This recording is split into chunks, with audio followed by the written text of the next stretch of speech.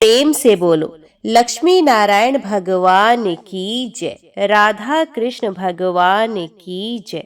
आप सभी को जय मां कंजक चैनल की तरफ से सफला एकादशी व्रत की हार्दिक शुभकामनाएं। सफला एकादशी पोष मास के कृष्ण पक्ष की एकादशी को कहा जाता है और ये इस साल की आखिरी एकादशी है। सफला एकादशी का व्रत 26 दिसंबर 2024 को रखा जाएगा। सफला एकादशी का व्रत रखने से मनुष्य के सभी पाप नष्ट हो जाते हैं और उसका जीवन पवित्र हो जाता है। इस दिन भगवान विष्णु की पूजा और व्रत से उनका आशीर्वाद मिलता है। भगवान के समर्पित होकर भक्त अपने जीवन को सफल बनाते हैं। ये व्रत मोक्ष की प्राप्ति का मार्ग प्रदर्शित करता है। इसका पालन करने से जन्म मरण के चक्कर से मुक्ति मिलती है। व्रत और पूजा से व्यक्ति के अंदर अच्छी भावनाएं जागृत होती हैं और वे सत्कर्म की ओर प्रगति करता है। इस व्रत से मन और हृदय की शुद्ध तो आत्मा को शांति और आनंद प्रदान करता है। सफला एकादशी व्रत में भक्त को व्रत रखते हुए पूरी श्रद्धा और विश्वास के साथ भगवान विष्णु के चरणों में प्रार्थना करनी चाहिए। कथा सुनना और दान करना इस दिन और भी पुण्यकारी माना गया है।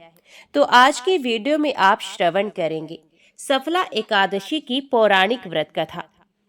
युधिष्ठिर ने भगवान श्री कृष्ण से कहा, स्वामी, पौष मास के कृष्ण पक्ष में जो एकादशी होती है उसका क्या नाम है, उसकी क्या विधि है तथा उसमें किस देवता की पूजा की जाती है, ये बताइए। भगवान श्री कृष्ण ने कहा, राजेंद्र, बताता हूँ, सुनो। बड़ी बड़ी दक्षिणा वाले यज्ञों से भी मुझे उतना संतोष नहीं होता जितना एकादशी व्रत के अनुष्ठान से होता है। इसलिए सर्वथा प्रयत्न करके एकादशी का व्रत करना चाहिए। पौष मास के कृष्ण पक्ष में सफला नाम की एकादशी होती है। उस दिन पूर्वोक्त विधान से ही विधि पूर्वक एकादशी कल्याण करने वाली है, अतः इसका व्रत अवश्य करना उचित है। जैसे नागों में शेषनाग, पक्षियों में गरुड़, देवताओं में श्री विष्णु तथा मनुष्यों में ब्राह्मण श्रेष्ठ है, उसी प्रकार संपूर्ण व्रतों में एकादशी तिथि श्रेष्ठ है। राजन, सफला एकादशी को नाम मंत्रों का उच्चारण करके फलों के द्वारा श्री हरि का पूजन करें। नारियल के फल, सुपारी, बिजोरा, नींबू, जमीरा नींबू, अनार, सुंदर आंवला, लौंग, बेर तथा विशेषत आम के फलों से देव देवेश्वर श्री हरि की पूजा करनी चाहिए। इसी प्रकार धूप दीप से भी भगवान की अर्चना करें। सफला एकादशी को विशेष रूप से दीप दान करने का विधान है। रात को वैष्णव पुरुषों के साथ जागरण करना चाहिए। जागरण करने वाले को जिस फल की प्राप्ति होती है वे हजारों वर्ष तपस्या करने से भी नहीं मिलता। राजन, अब सफला एकादशी की शुभकारिणी कथा सुनो। चंपावती नाम से विख्यात एक पुरी है जो कभी राजा महिष्मति की राजधानी थी। राज ऋषि महिष्मत के 5 पुत्र थे। उनमें जो ज्येष्ठ था वे सदा पाप कर्म में लगा रहता था, पर स्त्रीगामी और वैश्यासक्त था। उसने पिता के धन को पाप कर्म में ही खर्च किया। वे सदा दुराचार परायण तथा ब्राह्मणों का निंदक था। वैष्णवों और देवताओं की भी हमेशा निंदा किया करता था। अपने पुत्र को ऐसा पापाचारी देखकर राजा महिष्मत ने राजकुमारों में उसका नाम लुब्भक रख दिया। फिर पिता और भाइयों ने मिलकर उसे राज्य से बाहर निकाल दिया। लुब्भक उस नगर से निकलकर गहन वन में चला गया। वहीं रहकर उस पापी ने प्राय समूचे नगर का धन लूट लिया। एक दिन जब वे चोरी करने के लिए नगर में आया तो रात में पहरा देने वाले सिपाहियों ने उसे पकड़ लिया, किंतु जब उसने अपने को राजा महिष्मत का पुत्र बताया तो सिपाहियों ने उसे छोड़ दिया। फिर वे पापी वन में लौट आया और प्रतिदिन मांस तथा वृक्षों के फल खाकर जीवन निर्वाह करने लगा। उस दुष्ट का विश्राम स्थान पीपल वृक्ष के निकट था। वहां बहुत वर्षों का पुराना पीपल का वृक्ष था। उस वन में वे वृक्ष एक महान देवता माना जाता था। पाप बुद्धि लुब्भक वहीं निवास करता था। बहुत दिनों के पश्चात एक दिन किसी संचित पुण्य के प्रभाव से उसके द्वारा एकादशी के व्रत का पालन हो गया। पौष मास में कृष्ण पक्ष की दशमी के दिन पापिष्ट लुब्भक ने वृक्षों के फल खाए और वस्त्रहीन होने के कारण रात भर जाड़े का कष्ट भोगा। उस समय ना तो उसे नींद आई और ना ही आराम मिला। वे निष्प्राण सा हो रहा था। सूर्य उदय होने पर भी उस पापी को होश नहीं हुआ। सफला एकादशी के दिन लुम्भक बेहोश पड़ा रहा। दोपहर होने पर उसे चेतना प्राप्त हुई। फिर इधर उधर दृष्टि डालकर वे आसन से उठा और लंगड़े की भांति पैरों से बार बार लड़खड़ाता हुआ वन के भीतर गया। वे भूख से दुर्बल और पीड़ित हो रहा था। राजन, उस समय लुम्भक बहुत से फल लेकर ज्यों ही विश्राम स्थान पर लौटा, त्यों ही सूर्यदेव अस्त हो गए। तब उसने वृक्ष की जड़ में बहुत से फल निवेदन करते हुए कहा, इन फलों से लक्ष्मीपति भगवान श्री विष्णु जी संतुष्ट हो। यो कहकर लुम्भक ने रात भर नींद नहीं ली। इस प्रकार अनायास ही उसने इस व्रत का पालन कर लिया। उस समय सहसा आकाशवाणी हुई, राजकुमार, तुम सफला एकादशी के प्रसाद से राज्य और पुत्र प्राप्त करोगे। बहुत अच्छा कहकर उसने वे वरदान स्वीकार किया। इसके बाद उसका रूप दिव्य हो गया। तब से उसकी उत्तम बुद्धि भगवान विष्णु के भजन में लग गई। दिव्य आभूषणों की शोभा से संपन्न होकर उसने अकंटक राज्य प्राप्त किया और 15 वर्षों तक वे उसका संचालन करता रहा। उस समय भगवान श्री कृष्ण की कृपा से उसके मनोज्ञ नामक पुत्र उत्पन्न हुआ। जब वे बड़ा हुआ तब लुम्भक ने तुरंत ही राज्य की ममता छोड़कर उसे पुत्र को सौंप दिया और वे भगवान श्री कृष्ण के समीप चला गया, जहाँ जाकर मनुष्य कभी शोक में नहीं पड़ता। राजन, इस प्रकार जो सफला एकादशी का उत्तम व्रत करता है, इस लोक में सुख भोग कर मरने के पश्चात मोक्ष को प्राप्त होता है। संसार में वे मनुष्य धन्य हैं जो सफला एकादशी के व्रत में लगे रहते हैं। उन्हीं का जन्म सफल है। महाराज, इसकी महिमा को पढ़ने, सुनने तथा उसके अनुसार आचरण करने से मनुष्य राजसूय यज्ञ का फल पाता है। तो सब प्रेम से बोलो, लक्ष्मी नारायण भगवान की जय, राधा कृष्ण भगवान की जय। आइए अब बड़े ही प्रेम से मन की कामनाओं को पूरी करने वाली कथा को सुनते हैं। ओम नमो भगवते वासुदेवाय नमः। भक्त लाखा जी जाति के गौड़ ब्राह्मण थे।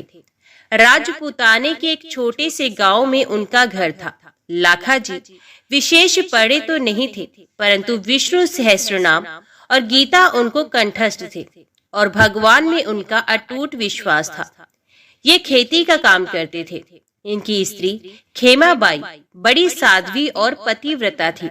घर का सारा काम तो करती, खेती के काम में भी पति की पूरी सहायता करती थी और पति की सेवा किए बिना तो उसका नित्य का व्रत ही पूरा नहीं होता था। वे नित्य प्रातः काल स्नान करके पति के दाहिने चरण के अंगूठे को धोकर पीती। लाखा जी को संकोच होता, वे मना भी करते, परंतु खेमाबाई के आग्रह के सामने उनकी कुछ भी न चलती। उनके 2 संतान थी, एक पुत्र और दूसरी कन्या। पुत्र का नाम था देवा और कन्या का गंगाबाई। पुत्र के विवाह की तो जल्दी नहीं थी, परंतु धर्म भीरु ब्राह्मण को कन्या के विवाह की बड़ी चिंता थी। चेष्टा करते करते समीप के ही एक गांव में योग्य वर मिल गया। वर के पिता संतोषी ब्राह्मण थे। संबंध हो गया और समय पर लाखा जी ने बड़े चाव से अपनी कन्या गंगाबाई का विवाह करके उसे ससुराल भेज दिया। इस समय गंगाबाई की उम्र 12 वर्ष की थी। देवा उम्र में बड़ा था, परंतु उसका विवाह कन्या के विवाह के 2 साल पीछे किया गया। बहू घर में आई। बहू का नाम था लक्ष्मी। वे स्वभाव में साक्षात लक्ष्मी ही थी। इस प्रकार लाखा जी सब तरह से सुखी थे। लाखा जी का नियम था रोज सवेरे गीता जी का एक पूरा पाठ करना और रात को सोने से पहले पहले विष्णु सहस्त्रनाम के 50 पाठ कर लेना। उनके मुख से पाठ होता रहता और हाथों से काम। ये नियम जब वे 10 वर्ष के थे तभी पिता ने दिलाया था, जो जीवन भर अखंड रूप से चला। इसी नियम ने उन भगवत विश्वास रूपी परम निधि प्रदान की। सदा दिन एक से नहीं रहते, ना मालूम प्रारब्ध के किस संयोग से कैसे दिन बदल जाते हैं। लाखा जी के जमाता को सांप काट गया और विधि के विधानवश 25 वर्ष की युवावस्था में वे अपनी 22 वर्ष की पत्नी और माता पिता को छोड़कर चल बसा। जब लाखा जी को ये समाचार मिला तब उन्होंने बड़े धीरज के साथ अपनी स्त्री खेमाबाई और पुत्र तथा पुत्रवधू को अपने पास बुलाकर कहा, देखो, संसार की दृष्टि से हम लोगों के लिए ये बड़े ही दुख की बात हुई है। दुख इस बात का इतना नहीं है कि जवाई मर गए। जीवन मरण सब प्रारब्धधीन है, इन्हें कोई टाल नहीं सकता। दुख तो इस बात का है कि गंगाबाई का जीवन दुख रूप हो गया। यदि हम लोग अपने व्यवहार बर्ताव से गंगाबाई का दुख मिटा सके तो हमारा सारा दुख दूर हो जाए। उसके दुख दूर होने का उपाय ये है कि हम यहाँ ले आए। हम लोग स्वयं विषय भोगों का त्याग करके उसे श्री भगवान की सेवा में लगाने का प्रयत्न करें। भोगों की प्राप्ति से दुखों का नाश नहीं होता, न भोगों के नाश में ही वस्तु दुख है। दुख के कारण तो हमारे मन के मनोरथ हैं। एक भी भोग ना रहे, अति आवश्यक चीजों का भी अभाव हो, परंतु मन यदि अभाव का अनुभव ना करके सदा संतुष्ट रहे, उसमें मनोरथ ना उठे, तो कोई भी दुख नहीं रहेगा। इसी प्रकार भोगों की प्रचुर प्राप्ति होने पर भी जब तक किसी वस्तु के अभाव का अनुभव होता है और उसको प्राप्त करने की कामना रहती है, तब तक दुख नहीं मिट सकते। यदि हम लोग चेष्टा करके गंगाबाई के मन से उसके पति के अभाव को भुला दे सके और उसकी सदा भाव रूप परमपति भगवान के चरणों में आसक्ति उत्पन्न कर दे, तो वे सुखी हो सकती है। यद्यपि यहाँ के सारे संबंध इस शरीर को लेकर ही हैं, तथापि जब तक संबंध है तब तक हम लोगों को परस्पर ऐसा बर्ताव करना चाहिए जिससे हमारे मन भोगों से हटकर भगवान में लगे और हमें परम कल्याण रूप श्री भगवान की प्राप्ति हो। हित करने वाले सच्चे माता पिता, पुत्र, भाई, स्त्री, स्वामी वही हैं जो अपनी संतान को, माता पिता को, भाई बहनों को, स्वामी को और पत्नी को अनंत कलेश रूप जगजाल से छुड़ाकर अचिंत्य आनंद स्वरूप भगवान के पद पर चढ़ा देते हैं। हम लोगों को भी यही चाहिए कि हम शोक छोड़कर नित्य शोक रूप संसार सागर से गंगाबाई को पार लगाने का प्रयत्न करें। लाखा जी की स्त्री, उनके पुत्र, देवा तथा पुत्र वधू सभी का लाखा जी के वचनों पर पूरा विश्वास था। वे सब प्रकार से उनके अनुगत थे, अतः लाखा जी के इन वचनों का उन पर बड़ा प्रभाव पड़ा और उन्होंने कहा, अब गंगाबाई को यहाँ ले आइए। हम लोग आपकी आज्ञा अनुसार भोगों का त्याग करके उसे भगवान के मार्ग पर ही लगाएंगे। इससे हमारा, उसका, सभी का परम कल्याण होगा। लाखा जी समधी के घर गए और वहां का दृश्य देखकर चकित रह गए। उन्होंने देखा गंगाबाई अपने सास ससुर को संसार की क्षण भंगुरता और मिथ्या संबंध का रहस्य समझाकर उन्हें सांत्वना दे रही है और वे उसकी बात मानकर रोना छोड़कर भगवान के नाम का कीर्तन कर रहे हैं। अपनी पुत्री की ये स्थिति देखकर लाखा जी को दुख में सुख हो गया। उन्हें मानो जहर से अमृत मिल गया। वे समधी से मिले, उन्हें देखकर शोक सागर उमड़ा, परंतु गंगाबाई के उपदेशों की स्मृति आते ही तुरंत शांत हो गया। समधी ने लाखा जी से कहा, लाखा जी, आप धन्य हैं जो आपके घर ऐसी साध्वी कन्या उत्पन्न हुई। आप जानते हैं युवा पुत्र की मृत्यु का शोक कितना भयानक होता है। स्त्री के लिए तो पति का वियोग सर्वथा असहनीय होता है, परंतु धन्य है आपकी पुत्री जिसने विवेक के द्वारा स्वयं तो पति वियोग का दुख सह ही लिया। हम लोगों को भी ऐसा उपदेश दिया कि हमारा दारुण पुत्र शोक दूर हो गया। हम समझ गए जगत के ये सारे संबंध आरोपित हैं।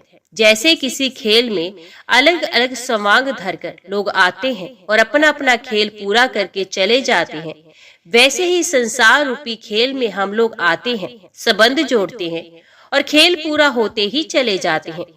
यहाँ कोई किसी का पुत्र या पिता नहीं, एकमात्र परमात्मा ही सबके परम पिता है। हम सबको उन्हीं की आराधना करनी चाहिए। आप आ गए हैं, अपनी इस साध्वी कन्या को अपने घर ले जाइए। हम दोनों स्त्री पुरुष पुष्कर रात जाकर भगवत भजन में ही शेष जीवन बिताना चाहते हैं। आपकी पुत्री हमारे साथ जाने का आग्रह करती है, परंतु हमारे मन में भगवान ऐसी ही प्रेरणा करते हैं कि वे आपके ही पास रहे। हाँ, इतना हम जरूर चाहते हैं कि ये अपनी सद्भावना से हमारा सदा कल्याण करती रहे। आप जाइए, हम लोग बड़े ही कृतज्ञ हैं क्योंकि आपकी पुत्री ने ही हमारी आंखें खोली हैं और हमें वैराग्य विवेक का परम धन देकर भगवान की अवचारिणी भक्ति प्रदान की है। लाखा जी समधी के वचन सुनकर अचरज में डूब गए और उन्हें अपना विवेक वैराग्य इनके सामने फीका जान पड़ा। वे जमाता की मृत्यु के शोक को भूल गए और अपनी पुत्री तथा समधी समधन को जैसी स्थिति प्राप्त कराना चाहते थे उससे भी कहीं अधिक उनकी ऊंची स्थिति देखकर उन्हें बड़ा आनंद हुआ। उन्होंने समधी समधन को हर्ष के साथ पुष्कर राज भेज दिया। उनके निर्वाह के लिए घर में जो कुछ भी था सब बेचकर नकद रुपए उन्हें दे दिए और गंगाबाई को साथ लेकर घर की ओर प्रस्थान किया। गंगाबाई को प्रसन्नचित देख लाखा जी ने पूछा, बेटी तेरी ऐसी अनोखी हालत देखकर मैं अचरज में डूब रहा हूँ। मैं तरह तरह के विचार करता आया था कि तुझे कैसे समझाकर धीरज बंधाऊंगा, परंतु तेरी स्थिति देखकर तो मैं चकित हो गया। बता बेटी तुझे ऐसा ज्ञान कहाँ से और कैसे प्राप्त हुआ? गंगाबाई ने कहा, पिताजी ये सारा आपकी भक्ति तथा भजन का प्रताप है। आप जो रोज पूरी गीता और विष्णु सहस्त्रनाम के 50 पाठ करते हैं उन्हीं के प्रताप से भगवान ने मुझको विश्वास प्रदान किया और अपनी कृपा के दर्शन कराए। आपकी कृपा से भैया और मैं हम दोनों ने विष्णु सहस्त्रनाम कंठस्थ कर लिया था। यहाँ आकर मैं जहाँ तक मुझसे बनता निरंतर मन ही मन विष्णु सहस्त्रनाम के पाठ किया करती। आपके जमाता की मृत्यु के 3 दिन पहले भगवान ने मुझको स्वप्न में दर्शन देकर कहा, बेटी तेरे पति की आयु पूरी हो चुकी है, वे मेरा भक्त है। तेरे साथ कोई पूर्व संबंध का संयोग शेष था, इसी से उसने जन्म लिया था। अब इसे 3 दिन बाद सांप डसेगा। उस समय तू इसे मेरा सहस्त्रनाम और गीता सुनाती रहना। ऐसा करने से इसका कल्याण हो जाएगा और ये मेरे धाम को प्राप्त होगा। मैं तुझे वरदान देता हूँ, तुझे शोक नहीं होगा, तुझे सच्चा वैराग्य और ज्ञान प्राप्त होगा। तेरे उपदेश से तेरे सास ससुर भी कल्याण पथ के पथिक होकर अंत में मुझको प्राप्त करेंगे और तू जीवन भर मेरी भक्ति करती हुई अपने माता पिता तथा भाई भौजाई के सहित मेरे परम धाम को प्राप्त होगी। पिताजी इतना कहकर भगवान अंतर ध्यान हो गए और मैं जाग पड़ी। मानो उसी समय से मुझे ज्ञान का प्रकाश मिल गया। मैं सारे शोक मोह से छूटकर पति के कल्याण में लग गई। मैंने व्रत धारण किया और रातों जागकर पति देवता को गीता और सहस्त्रनाम सुनाती रही।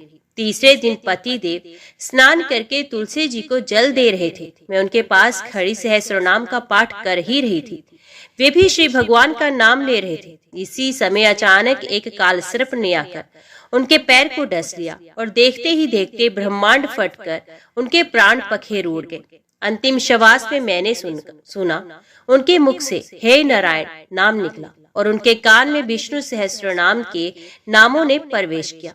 उनकी आंखें खुल गई। मैंने देखा श्री भगवान चतुर्भुज रूप में उनकी आंखों के सामने विराजित हैं। इतने में ही जोर की ध्वनि हुई और उनका कपाल फट गया। पिताजी पतिदेव की मृत्यु ने मेरे मन में भगवत विश्वास का समुद्र लहरा दिया। अब मैं तो उसी में डूब रही हूँ। आप मेरी सहायता कीजिए जिससे मैं सदा इसी में डूबी रहूं। आप लोग मेरा साथ तो देंगे ही। लाखा जी पुण्य में गंगा की पुण्यपूर्ण वाणी सुनकर गदगद हो गए। उनकी आंखों से आनंद के आंसू बह चले। पिता पुत्री घर आए और माता और भाई भौजाई से मिलकर गंगाबाई ने उल्टी उन्हें सांत्वना दी। लाखा जी और खेमाबाई तो उसे दिन से विरक्त होकर समस्त दिन रात भगवत भजन में ही बिताने लगे। घर की सारी संभाल गंगा माई करने लगी। भाई भौजाई प्रत्येक काम उसकी आज्ञा लेकर करते। वे घर की मालकिन थी और थी भाई भौजाई को प्रामर्थ पथ में राह दिखाकर विघ्नों से बचाकर ले जाने वाली चतुर पथ प्रदर्शिका। भाई देवाजी और भाभी लक्ष्मी दोनों गंगाबाई की आज्ञा के अनुसार माता पिता की सेवा करते, गंगाबाई की सेवा करते और सब समय भगवान का स्मरण करते हुए भगवत सेवा के भाव से ही घर का सारा काम करते। उन्होंने भोगों का त्याग कर दिया था और वे पूर्ण रूप से सादा सीधा संयम पूर्ण जीवन बिताते थे। उनका घर संतों का पावन आश्रम बन गया था। देवी संपदा के गुण सब में स्वाभाविक सिद्ध हो जाते हैं। घर में दोनों समय भगवान बालकृष्ण की पूजा होती थी और उन्हें भोग लगाकर सब लोग प्रसाद पाते थे। इस प्रकार सबका जीवन पवित्र हो गया। लगभग 25 वर्ष बाद लाखा जी और खेमाबाई ने एक ही दिन श्री भगवान का नाम जपते हुए भगवान की मूर्ति के सामने ही शरीर त्याग दिया। देवा जी ने उनका शास्त्रोक्त रीति से अंत्येष्टि संस्कार तथा श्राद्ध किया। पुत्र वधु और कन्या ने उनके लिए 3000 विष्णु सहस्रनाम के पाठ किए। माता पिता की मृत्यु के बाद बहन भाई भौजाई तीनों भगवान के भजन में लगे। भाई भौजाई के विशेष अनुरोध करने पर एक दिन गंगाबाई ने भगवान से प्रकट होकर दर्शन देने की प्रार्थना की। भगवान ने प्रार्थना सुनी और प्रत्यक्ष प्रकट होकर तीनों भक्तों को अपने दिव्य रूप के दर्शन कराए। वे तीनों भगवान के प्रत्यक्ष दर्शन पाकर कृतार्थ हो गए और भगवत सेवा में ही अपना शेष जीवन व्यतीत करने लगे और अंत में भगवान के परम धाम को चले गए। तो बोलो लक्ष्मी नारायण भगवान की जय, राधा कृष्ण भगवान की जय। श्री तिरुपति बालाजी के रूप की कथा को सुनने से अनंत फल और माँ लक्ष्मी की कृपा मिलती है। तो आइए भगवान श्री तिरुपति बालाजी की कथा को बड़ी ही श्रद्धा से और प्रसन्नचित्त मन से सुनते हैं। इस कथा को पूरा सुनिए। बोलिए श्री लक्ष्मी नारायण भगवान की जय। तिरुपति बालाजी मंदिर भारत का एक प्रसिद्ध मंदिर है और इस मंदिर में भगवान श्री विष्णु जी के एक अवतार स्वामी वेंकटेश्वर जी की विराजमान मूर्त है। इसी वजह से मंदिर को प्रसिद्धि रूप से स्वामी वेंकटेश्वर मंदिर के नाम से भी जाना जाता है। भगवान वेंकटेश्वर को विष्णु जी का एकमात्र उस रूप से जाना जाता है जिन्होंने कलयुग के कष्टों से लोगों को बचाने के लिए अवतार लिया है। एक बार समस्त देवताओं ने मिलकर एक यज्ञ करने का निश्चय किया। यज्ञ की तैयारी पूर्ण हो गई। तभी वेद ने एक प्रश्न किया तो एक व्यवहारिक समस्या आ खड़ी हुई। ऋषि मुनियों द्वारा किए जाने वाले यज्ञ की हवि तो देवगण ग्रहण करते थे, लेकिन देवों द्वारा किए गए यज्ञ की पहली आहुति किसको होगी, यानी सर्वश्रेष्ठ देव का निर्धारण जरूरी था, जो फिर अन्य सभी देवों को यज्ञ भाग प्रदान करे। ब्रह्मा विष्णु महेश परमात्मा थे। इनमें से श्रेष्ठ कौन है, इसका निर्णय आखिर हो तो कैसे हो। भृगु जी ने इसका दायित्व संभाला। वे देवों की परीक्षा लेने चले। ऋषियों से विदा लेकर वे सर्वप्रथम अपने पिता ब्रह्मदेव के पास पहुंचे। ब्रह्मा जी की परीक्षा लेने के लिए भृगु ने उन्हें प्रणाम नहीं किया। इससे ब्रह्मा जी अत्यंत कुपित हुए और उन्हें शिष्टता सिखाने का प्रयत्न किया। भृगु को गर्व था कि वे तो परीक्षित हैं, परीक्षा लेने आए हैं। पिता पुत्र का आज क्या रिश्ता। भृगु ने ब्रह्मदेव से अशिष्ट कर दी। ब्रह्मा जी का क्रोध और बढ़ गया और अपने कमंडल लेकर पुत्र को मारने भागे। भृगु मुनि किसी तरह वहां से जान बचाकर भाग चले आए। इसके बाद वे भगवान शिव के लोक कैलाश गए। भृगु ने फिर से दृष्टता की, बिना कोई सूचना का शिष्टाचार दिखाए या शिवगणों से आज्ञा लिए सीधे वे वहां पहुंच गए जहां शिव जी माता पार्वती के साथ विश्राम कर रहे थे। आए तो आए, साथ ही अशिष्ट का आचरण भी किया। शिव जी शांत रहे, पर भृगु न समझे। शिव जी को क्रोध आया तो उन्होंने अपना त्रिशूल उठाया। भृगु वहां से भी भागे। अंत में भगवान विष्णु के पास क्षीर सागर पहुंचे। श्री हरिकेश श्रेयस पर लेटे निद्रा में थे और देवी लक्ष्मी उनके चरण दबा रही थी। महर्षि भृगु 2 स्थानों से अपमानित करके भगाए गए थे। उनका मन बहुत दुखी था। विष्णु जी को सोता देख उन्हें ना जाने क्या हुआ और उन्होंने विष्णु जी को जगाने के लिए उनकी छाती पर एक लात जमा दी। विष्णु जी जाग गए और भृगु से बोले, मेरी छाती वज्र के समान कठोर है। आपका शरीर तप के कारण दुर्बल हो चुका है। कहीं आपके पैर में चोट तो नहीं आई। आपने मुझे सावधान करके कृपा की है। आपका चरण चिन्ह मेरे वक्ष पर सदा अंकित रहेगा। भृगु को बड़ा आश्चर्य हुआ। उन्होंने तब भगवान की परीक्षा लेने के लिए यह अपराध किया था, परंतु भगवान तो दंड देने के बदले मुस्कुरा रहे थे। उन्होंने निश्चय किया कि श्री हरि सी विनम्रता किसी में नहीं, वास्तव में विष्णु जी ही सबसे बड़े देवता हैं। भृगु जी ने लौटकर सभी ऋषियों को पूरी घटना सुनाई। सभी ने एक मत से ये निश्चय किया कि भगवान विष्णु को ही यज्ञ का प्रधान देवता समझकर मुख्य भाग दिया जाएगा। लक्ष्मी जी ने भृगु को अपने पति की छाती पर लात मारते देखा तो उन्हें बड़ा क्रोध आया, परंतु उन्हें इस बात पर शोभ भी हुआ कि श्री हरि ने उदंड को दंड देने के स्थान पर उसके चरण पकड़ लिए और उल्टे क्षमा मांगने लगे। क्रोध से तमतमाई महालक्ष्मी को लगा कि वे जिस पति को संसार का सबसे शक्तिशाली समझती है वे तो निर्बल है। ये धर्म की रक्षा करने के लिए अधर्म एवं दुष्टों का नाश कैसे करते होंगे। महालक्ष्मी ग्लानि से भर गई और मन श्री हरि से उचट गया। उन्होंने श्री हरि और वैकुंठ लोक दोनों के त्याग का निश्चय कर लिया। स्त्री का स्वाभिमान उसके स्वामी के साथ बंधा होता है।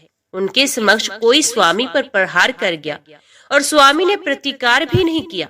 ये बात मन में कोत रही थी। स्थानवास के योग्य नहीं, पर त्याग कैसे करे, श्री हरि से ओझल होकर रहना कैसे होगा। ये उचित समय की प्रतीक्षा करने लगी। भगवान श्री हरि ने हिरण्याक्ष को मारने के लिए वराह अवतार लिया और दुष्टों का संहार करने लगे। महालक्ष्मी के लिए ये समय उचित लगा। उन्होंने वैकुंठ का त्याग कर दिया और पृथ्वी पर एक वन में जाकर तपस्या करने लगे। श्री हरि और वैकुंठ का त्याग कर महालक्ष्मी पृथ्वी पर एक वन में तपस्या करने लगे। तप करते करते उन्होंने अपना शरीर छोड़ दिया। विष्णु जी वराह अवतार का अपना कार्य पूर्ण कर वैकुंठ धाम लौटे तो महालक्ष्मी नहीं मिली। वे उन्हें खोजने लगे। श्री हरि ने उन्हें तीनों लोकों में खोजा, किंतु तप करके माता लक्ष्मी ने भ्रमित करने की अनुपम शक्ति प्राप्त कर ली थी। उसी शक्ति से उन्होंने श्री हरि को भ्रमित रखा। आखिर श्री हरि को पता लग ही गया, लेकिन तब तक वे शरीर छोड़ चुकी थी। दिव्य दृष्टि से उन्होंने देखा कि लक्ष्मी जी ने चोल राज के घर में जन्म लिया है। श्री हरि ने सोचा कि उनकी पत्नी ने उनका त्याग सामर्थ्यहीन समझने के भ्रम में किया, इसलिए वे उन्हें प्राप्त करने के लिए अलौकिक शक्तियों का प्रयोग नहीं करेंगे। महालक्ष्मी ने मानव रूप धरा है तो अपने प्रिय पत्नी को प्राप्त करने के लिए वे भी साधारण मानवों के समान व्यवहार करेंगे और महालक्ष्मी जी का हृदय और विश्वास जीतेंगे। भगवान ने श्रीनिवास का रूप धरा और पृथ्वी लोक पर चोल नरेश के राज में निवास करते हुए महालक्ष्मी से मिलन के लिए उचित अवसर की प्रतीक्षा करने लगे। राजा आकाश राज निसंतान थे। उन्होंने सुखदेव जी की आज्ञा से संतान प्राप्ति का यज्ञ किया। यज्ञ के बाद यज्ञशाला में राजा को हल जोतने को कहा गया। राजा ने हल जोता तो हल का फल किसी वस्तु से टकराया। राजा ने उस स्थान को खोदा तो एक पेटी के अंदर सहस्त्र दल कमल पर एक कन्या विराज रही थी। वे साक्षात महालक्ष्मी थी। राजा के मन की मुराद पूरी हो गई, क्योंकि कन्या कमल के फूल में पीली थी, इसलिए उनका नाम रखा गया पद्मावती। पद्मावती नाम के अनुरूप ही रूपवती और गुणवती भी थी। साक्षात लक्ष्मी जी का अवतार पद्मावती विवाह के योग्य हुई। एक दिन वे बाग में फूल चुन रही थी। उस वन में बालाजी यानी के श्रीनिवास जी आखेट के लिए आए थे। उन्होंने देखा कि एक हाथी एक युवती के पीछे पड़ा है और डरा रहा है। राजकुमारी से सेवक भाग खड़े हुए। श्रीनिवास जी ने तीर चलाकर हाथी को रोका और पद्मावती की रक्षा की। श्रीनिवास और पद्मावती ने एक दूसरे को देखा और एक दूसरे पर मोहित हो गए। दोनों के मन में परस्पर अनुराग पैदा हुआ, लेकिन दोनों बिना कुछ कहे अपने अपने घर लौट गए। श्रीनिवास जी घर तो लौट आए, लेकिन मन पद्मावती में ही बस गया। ये पद्मावती का पता लगाने के लिए उपाय सोचने लगे। उन्होंने ज्योतिषी का रूप धरा और भविष्य बांचने के बहाने पद्मावती को ढूंढने निकले। धीरे धीरे ज्योतिष श्रीनिवास की ख्याति पूरे चोल राज में फैल गई। पद्मावती के मन में भी श्रीनिवास के लिए प्रेम उमड़ पड़ा। वे उनसे मिलने को व्याकुल थी। किंतु कोई पता ठिकाना न होने के कारण उनका मन चिंतित था। इस चिंता और प्रेम विरह में उन्होंने भोजन श्रृंगार आदि का त्याग कर दिया। इसके कारण उनका शरीर कृशकाय होता चला गया। राजा से पुत्री की ये दशा देखी नहीं जा रही थी। वे चिंतित थे। ज्योतिषी की प्रसिद्धि की सूचना राजा को भी मिली। राजा ने ज्योतिषी श्रीनिवास को बुलाया और सारी बात बताकर अपनी कन्या की दशा का कारण बताने को कहा। श्रीनिवास राजकुमारी का हाल समझने पहुंचे तो पद्मावती को देखकर प्रसन्न हो गए। उनका उपक्रम सफल हो गया था। उन्होंने पद्मावती का हाथ अपने हाथ में लिया और कुछ देर तक पढ़ने का स्वांग करने के बाद वो बोले, महाराज, आपकी पुत्री प्रेम के विरह में जल रही है। आप इनका शीघ्र विवाह कर दें तो स्वस्थ हो जाएंगे। पद्मावती ने अब श्रीनिवास की ओर देखा। देखते ही पहचान गई। उनके मुख पर प्रसन्नता के भाव आए और वे हंसी। काफी दिनों बाद पुत्री को प्रसन्न देख राजा को लगा कि ज्योतिषी का अनुमान बिल्कुल सही है। राजा ने श्रीनिवास जी से पूछा, हे ज्योतिषी महाराज, यदि आपको ये पता है कि मेरी पुत्री प्रेम के विरह में पीड़ित है, तो आपको ये भी सोचना होगी कि मेरी पुत्री को किससे प्रेम है। उसका विवाह करने को मैं तैयार हूँ। आप उसका परिचय दें। श्रीनिवास जी ने कहा, आपकी पुत्री एक दिन वन में फूल चुनने गई थी। एक हाथी ने उन पर हमला किया तो आपके सैनिक और दासियां भाग खड़ी हुई। राजकुमारी के प्राण एक धनुर्धर ने बचाए थे। राजा ने कहा, हाँ, मेरे सैनिकों ने बताया था कि एक दिन ऐसी घटना हुई थी। एक वीर पुरुष ने उसके प्राण बचाए थे, लेकिन मेरी पुत्री के प्रेम से उस घटना का क्या तात्पर्य। श्रीनिवास जी ने कहा, आपकी पुत्री को अपनी जान बचाने वाले उसी युवक से प्रेम है। राजा के पूछने पर श्रीनिवास ने कहा, वे कोई साधारण युवक नहीं है, बल्कि शंख चक्रधारी स्वयं भगवान विष्णु है। इस समय वैकुंठ को छोड़कर मानव रूप में श्रीनिवास के नाम से पृथ्वी पर वास कर रहे हैं। आप अपनी पुत्री का विवाह उनसे करें। मैं इसकी सारी व्यवस्था करा दूंगा। ये बात सुनकर राजा प्रसन्न हो गए। उन्होंने सोचा कि स्वयं भगवान विष्णु उनके जमाई बनेंगे। श्रीनिवास और पद्मावती जी का विवाह तय हो गया। श्रीनिवास रूप में श्री हरि ने सुखदेव के माध्यम से समस्त देवी देवताओं को अपने विवाह की सूचना भिजवा दी। सुखदेव की सूचना से सभी देवी देवता अत्यंत प्रसन्न हुए।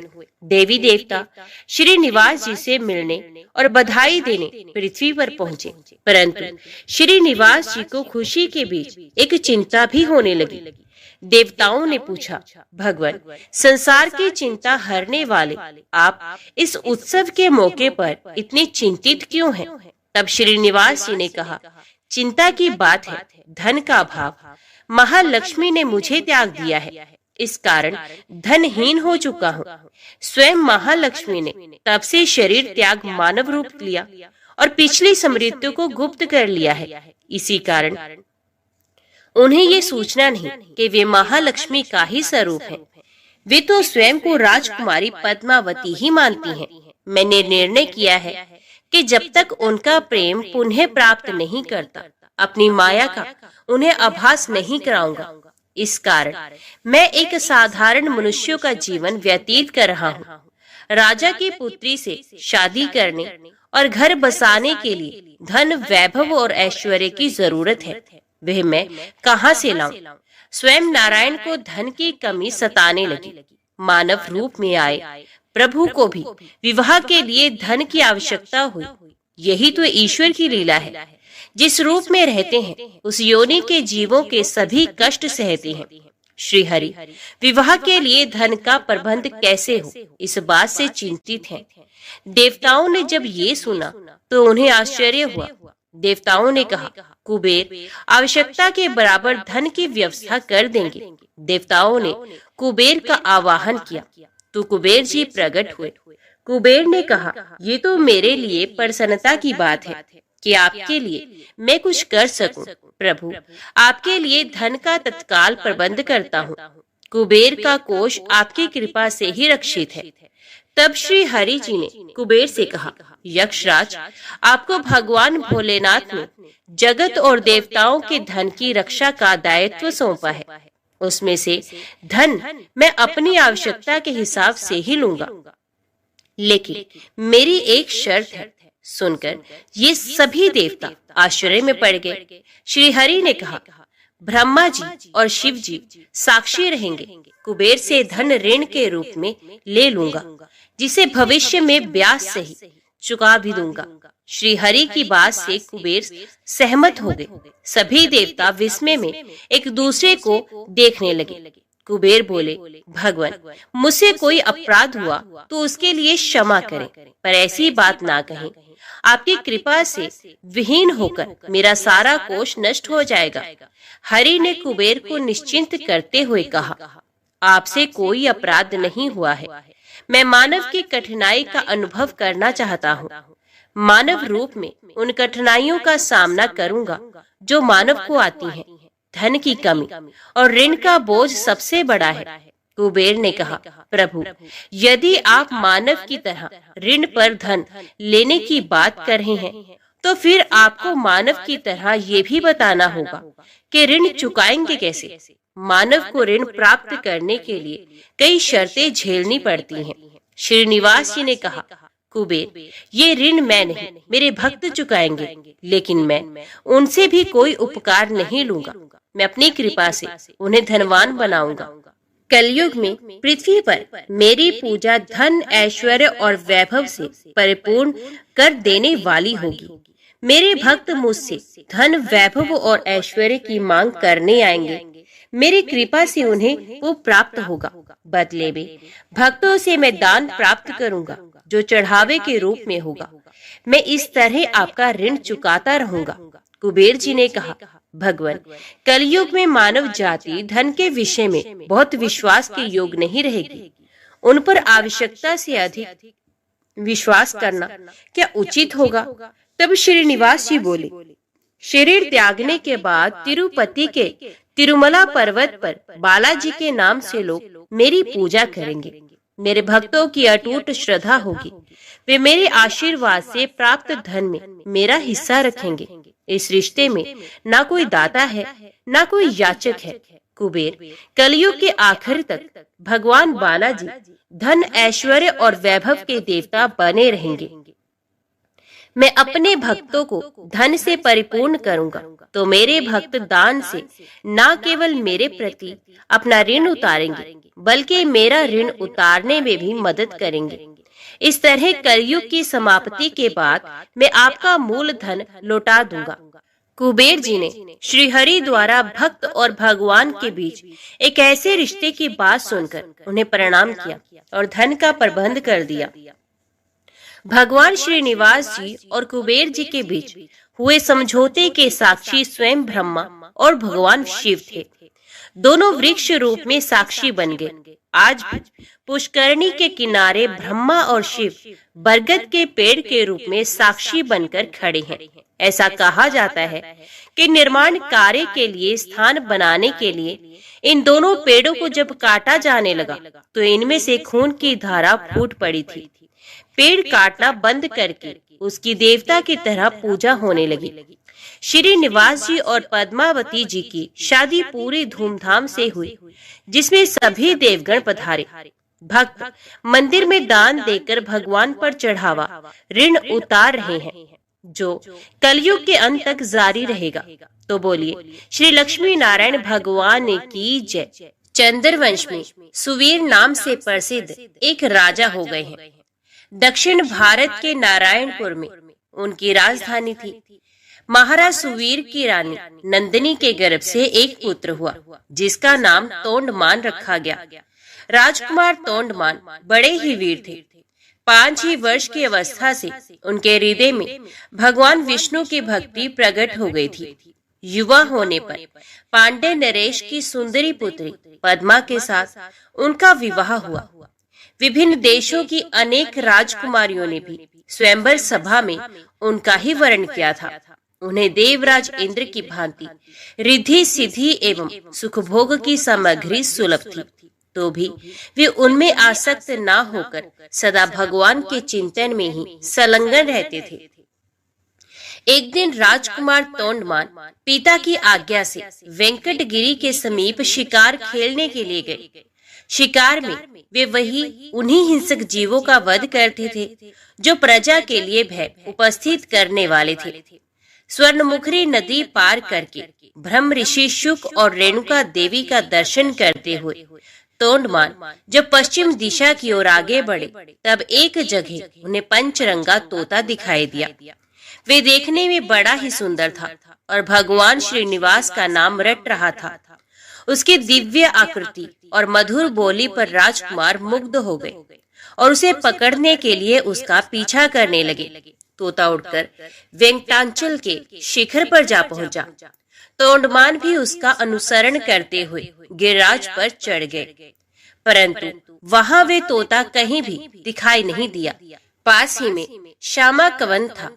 निषाद राज वसु, जो भगवान श्रीनिवास के अनन्य भक्त थे, उस वन की रखवाली करते थे। राजकुमार को आते देख उन्होंने उनकी अगवानी की और उन्हें प्रणाम करके विनीत भाव से दोनों हाथ जोड़कर कहा, युवराज स्वागत है, कहिए आपकी क्या सेवा करूं? राजकुमार बोले, वनेचर, इधर एक पंचरंगा तोता उड़ता हुआ आया है, क्या तुमने उसे देखा है?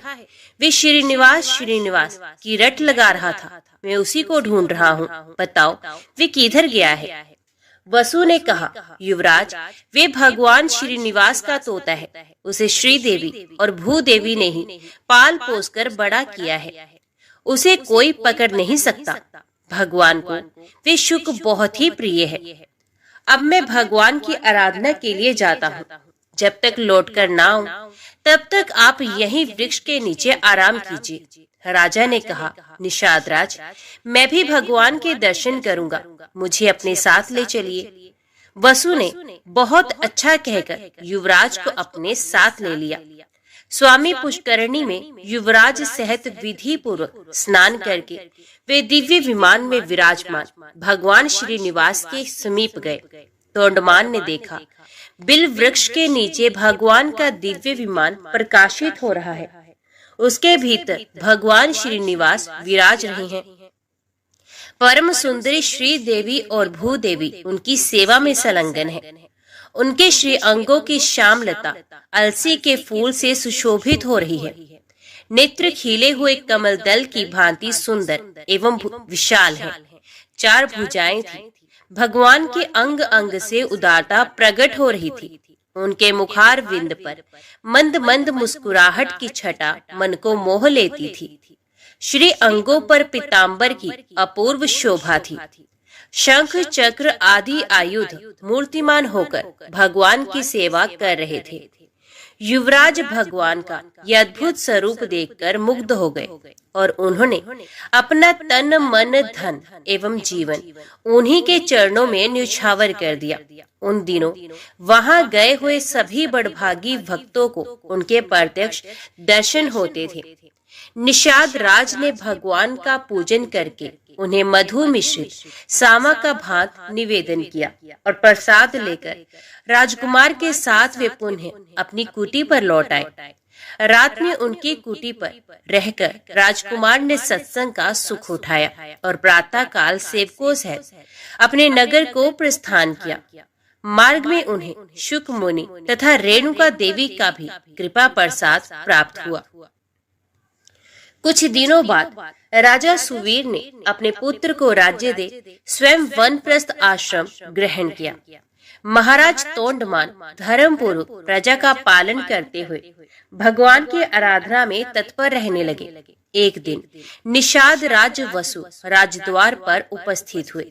सूचना पाकर महाराज ने उन्हें दरबार में बुलाया और स्वागत सत्कार करके पूछा, निषाद राज कैसे पधारे हैं? वसु ने कहा, राजन, मैंने वन में एक बड़े आश्चर्य की बात देखी है। रात में एक श्वेत रंग का वरहा आकर मेरा सावा चरने लगा है। ये देख मैंने हाथ में धनुष लेकर उसका पीछा किया। वरहा मुझे देखते ही हवा हो गया। मैंने भी पीछा नहीं छोड़ा। स्वामी पुष्करणी के तट पर जाकर वे वरहा एक बांबी में घुस गया। तब मैं क्रोध में आकर उस बांबी को ही खोदने लगा। इतने में ही मूर्छित होकर गिर पड़ा। उसी समय मेरा पुत्र भी वहां आ पहुंचा। मुझे मूर्छित देख वे भगवान मधुसूदन की स्तुति करने लगा। तब भगवान वराह का मुझ में आवेश हुआ। उन्होंने मेरे पुत्र से कहा, निषादराज वसु, शीघ्र ही महाराज तोंडमान के पास जाकर मेरा सारा वृतांत उनसे कहो। राजा काली गो के दूध से मेरा अभिषेक करते हुए इस वल्मीक को धो डाले। इसके भीतर एक सुंदर शिला प्राप्त होगी। उसे लेकर शिल्पी द्वारा मेरी वराह मूर्ति का निर्माण कराए, जिससे मैं भूमि देवी को अपने बाएं अंक में लेकर खड़ा रहूं। मूर्ति तैयार हो जाने पर बड़े बड़े मुनीश्वरों और वेखानस महात्माओं द्वारा उसकी स्थापना कराकर स्वयं तोंडमान भी उसकी पूजा करे। यो कहकर भगवान वराह ने मुझे छोड़ दिया। तब मैं पूर्वत स्वस्थ हो गया। देवाधिदेव भगवान वराह आपसे क्या कराना चाहते हैं, ये बताने के लिए ही मैं आपकी सेवा में उपस्थित हुआ हूँ। राजा ने भगवान की इस आज्ञा को बड़ी प्रसन्नता के साथ शिरोधार्य किया। ग्वालों को आज्ञा दे दी, मेरे यहाँ जितनी भी काली और कपिला गोए हैं उन सबको वेंकटाचल पर ले चलो। मंत्रियों को आदेश मिला, कल ही यात्रा करनी है। इसकी समुचित व्यवस्था की जाए। तदंतर तोंडमान अंतपुर में गए और सभी रानियों से वराह भगवान का वे आदेश सुनाकर रात में वहीं सो गए। सपने में भगवान श्रीनिवास ने उन्हें बिल का मार्ग दिखलाया और राजद्वार से लेकर बिल के समीप तक पल्लव बिछवा दिए। सवेरे उठने पर राजा ने अपना स्वप्न लोगों पर प्रकट किया और द्वार पर बिछे हुए पल्लव वहां प्रत्यक्ष दिखाई दिए। महाराज ने शुभ मुहूर्त में यात्रा की और बिल के समीप पहुंचकर वहां एक सुंदर नगर बसाया। भगवान के आदेश के अनुसार उन्होंने मूर्ति निर्माण, प्रतिष्ठा और पूजन का कार्य बड़ी धूमधाम से संपन्न किया। वे प्रतिदिन बिल के मार्ग से आकर भगवान को प्रणाम करते और लौट जाते थे। एक दिन राजा के यहाँ एक ब्राह्मण देवता अपनी पत्नी के साथ पधारे और इस प्रकार बोले, महाराज, मैं वशिष्ठ कुल में उत्पन्न सामवेदी ब्राह्मण हूँ। मेरा नाम वीर शर्मा है। हम दोनों दंपत्ति घर से तीर्थ यात्रा के लिए निकले हैं, परंतु गर्भवती होने के कारण मेरी पत्नी से चला नहीं जाता। अतः आप इसे अंतपुर में रखकर तब तक इसकी रक्षा करें जब तक मैं तीर्थ यात्रा से वापस लौट न आऊं। राजा ने तथास्तु कहकर उसकी रक्षा का भार ले लिया। ब्राह्मण देवता निश्चिंत होकर चले गए। महाराज ने सेवकों को आज्ञा देकर ब्राह्मणी के लिए अंतपुर में एक एकांत गृह की व्यवस्था करवा दी और एक बार 6 महीने के लिए अन्न दिलवा दिया। ब्राह्मणी पतिव्रता और लज्जावती थी। वे किसी भी परपुर से बात नहीं करती थी।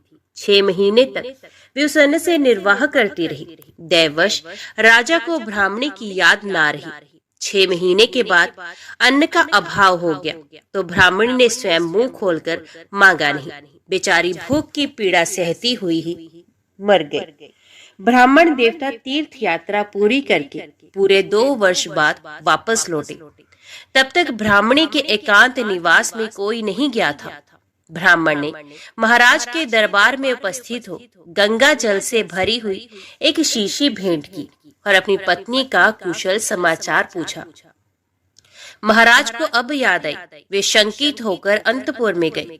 ब्राह्मणी की मृत्यु हो चुकी है ये जानकर वे चुपचाप बिल के मार्ग से भगवान श्रीनिवास के समीप वेंकटाचल पर चले गए और भगवान से सब समाचार कह सुनाया।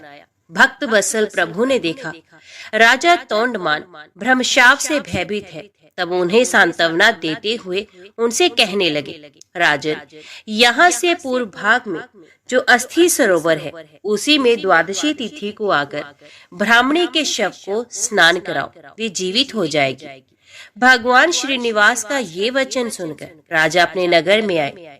फिर अपनी रानियों तथा ब्राह्मणियों के शव को भी अलग अलग डोलियों में बिठाकर भगवान का दर्शन करने के ब्यास से चले। अस्थि सरोवर में पहुंचकर उन्होंने रानियों को स्नान करने की आज्ञा दी। रानियों ने स्वयं स्नान करते समय ब्राह्मणी के शव को भी उस सरोवर के जल में डाल दिया। भगवान की कृपा से वे जी उठी, उसके सभी अंग पूर्ववत हो गए। तत्पश्चात ब्राह्मणी रानियों के साथ सरोवर से बाहर आई और तीर्थ यात्रा से लौटे हुए अपने पूज्य पति से प्रसन्नता पूर्वक मिली। राजा ने बहुत धन देकर ब्राह्मण दंपत्ति को आदर पूर्वक विदा किया। ब्राह्मण ने अपनी स्त्री का समाचार और भगवान वेंकटेश्वर का अद्भुत प्रभाव सुना। वे राजा को आशीर्वाद देकर प्रसन्नता पूर्वक अपने देश को लौट गए। एक दिन महाराज ने एक भगवत भक्त कुम्हार दंपत्ति के परम धाम आगमन की अद्भुत घटना अपनी आंखों से देखी। फिर तो उनका मन इस संसार के सुख भोग से सर्वथा विरक्त हो गया। उन्होंने अपने पुत्र श्रीनिवास को राज्य देकर स्वयं वेंकटाचल पर बड़ी भारी तपस्या की।